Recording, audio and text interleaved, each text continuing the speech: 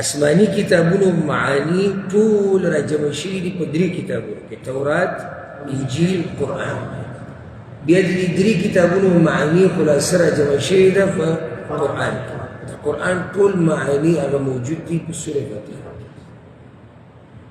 ځکه بعضو علماو دا ویلي وایي څوک چې په سورې فاتحه پوه شو دی په ټول قرآن پوه شو.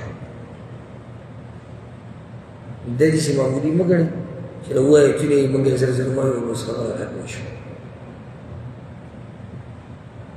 دا سورت چې دی په دعاګانو کې قیمتي دعا هغه په دې سورت کې ده. دعا کوم ځای کې راغلېږي؟ بس یو دعا ده. نه دا خو دغه اهدنا الصراط المستقیم، نه دا خو اهدنا الصراط سره تعلق ساتي. ستا جواب صحیح و خو لږ تفصیلي.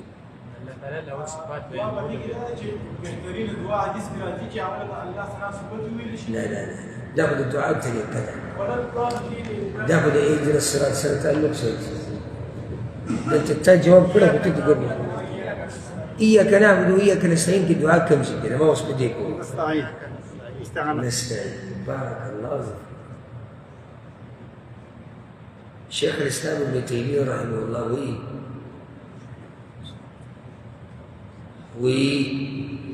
ما ډېر سوچ وکړي چې په دې دعاګانو کې به ټولو نه قیمتي دعا کوي. ډېر سوچ مې وکړی قرآن کې او حدیثونو کې ګرځېدم پسې. نو ما ته دا دعا ډېره قیمتي معلومه شوه چې یو سړی د الله نه مرسته غواړي په هغه کار کې چې الله پرې راضي کېږي. او یا به دعا ما ومونده په سورې فاتحه کې او په سورې فاتحه کې په ایاک نعبد و ایاک نستعین پوه شو. د دې نه بله قیمتي دعا کومه ده چې ته الله ته دا وایې چې یا الله زما مرسته وکړه چې تا راضي کړه. اخو دې بل څه شي بله کومه دعا به ته ذکر کړې چې د دې نه قیمتي یا الله زما مرسته وکړه چې تا راضي کړه. نو دا ډېره ناشنا خبره شیخ الاسلام ابن تیمیه رحمه الله کړې. وایي ما ډېر سوچ وکړو بیا دې نتیجې ته ورسېدو.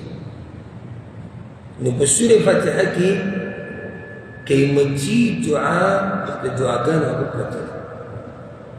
لنډه خبره هغه دا ده لکه څنګه چې بعضو علماو دا خبره کړې ده وایي سورة الفاتحه مفتاح كل خیر و سعاده فی الدارین. هر خیر په دنیا او په آخرت کې د هغې چابي سورة الفاتحه ده.